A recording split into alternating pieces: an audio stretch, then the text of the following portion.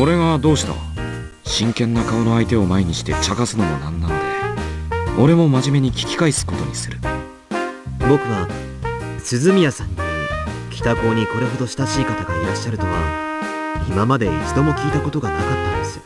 そうかい。たまたまなんじゃないか。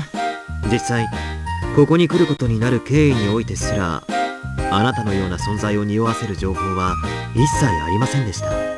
そんな僕にとって校門をくぐり、あなたに向かって声をかける鈴宮さんの姿はまさに晴天の霹靂だった。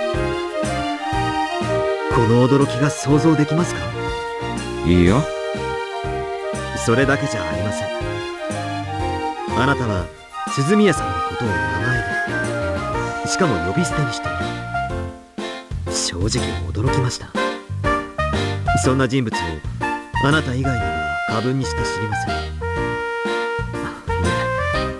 え、謙遜するべきではありませんね。あえて言いますが、身内の方を除きあなた以外にはいないでしょう。どうかな。そんなわけで僕にとってあなたという人はある意味最大級の謎に包まれた存在なのです。そうくるか。小泉がずっといぶかしげだった理由がよく分かった。とはいえ春日との関係がようやく元の世界のものに近づいてきた以上、ここでジョンだのパラレルワールドだのといった話を正直持ち出したくはない。面倒な上に小泉のことがきっと永遠と自説の講釈を垂れてくるに違いないのだ。ところが小泉はというと、俺が話を切り出すのを待ちに入ってしまった様子。さてどうしてくれようかね、これ。春日とはどういう関係だ？それはそのまま僕があなたにお聞きしたいことでもあるのですがね。呆れたように少し笑うと、小泉は不意にどこか寂しげな表情を見せた。そうですね。人に物を尋ねる前にまずは自分から申し上げるのが筋かもしれません。いいでしょう。正直にお話しします。僕は転校生というただそれだけの理由で鈴宮さんとお話しするようになりました。おそらく転校生という存在が珍しかったのでしょうね。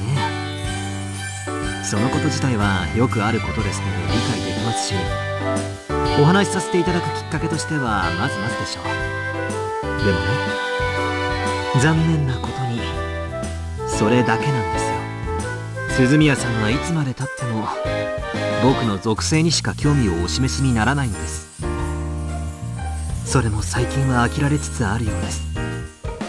転校生は時間が経てば自然にごく普通のクラスメートになってしまいますからね。悲しいことですが。どこかで聞いたようなセリフだ。一方であなたです。一見お話をしてみてもごく普通の方のように思える。けなしてるのか？けなすなんてとんでもない。僕はですね、おそらくあなたが羨ましいのだと思います。そして正直に言えばあなたがとても疑わしいのです。一体何者なのだとね。焼いてるの？そうとも言えるかもしれませんね。決して認めたくはないですが、そう、結局のところ僕の関心は鈴宮さんに向いているのですよ。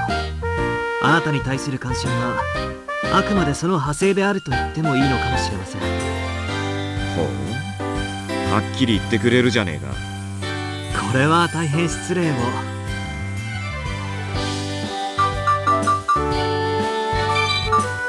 関心ね。俺の関心はもっぱら世界平和だけどな。小泉のやつ、関心ばかり言うので、つい俺までそんなことを言ってしまった。正義の味方ですか？ある意味そうかもな。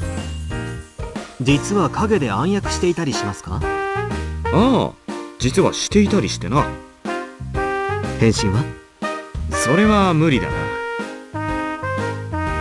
なるほど。そのように鈴宮さんの関心を引いているわけですね。俺にそんなつもりはないぞ。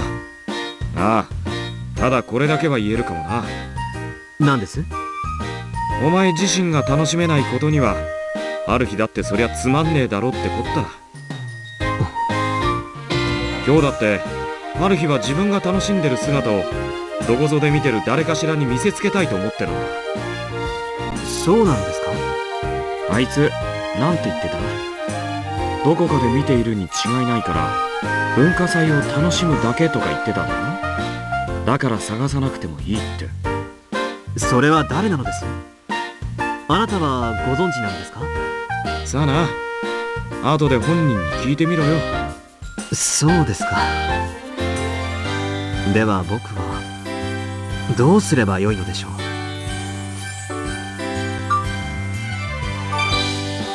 面白おかしく目立ってみるというのはどうだ。どうすればいいと尋ねる小泉に俺はそう提案していた。面白おかしくですか？ある日が面白がってなおかつ人の注目を集めるようなことでもすれば奴の目的に沿うことができて関心を引くこともできるだろ。しばらくの間黙ったまま何やら考え込んでいる様子の小泉だったが、やがて一つ大きくうなずいた。わかりました。やりましょう。は？何をだ？面白がって目立つことをですよ。あなたがおっしゃったのではないですか。だから具体的に話せよ。おや、おすすめのイベントがあるとおっしゃったのもあなたですよ。そんなこと言ったか？ええ。ちょっとパンフレットをお借りしますね。小泉は北高裁のパンフレットをパラパラとめくり、やがてあるページを俺に提示した。ちょうどこの後ですね。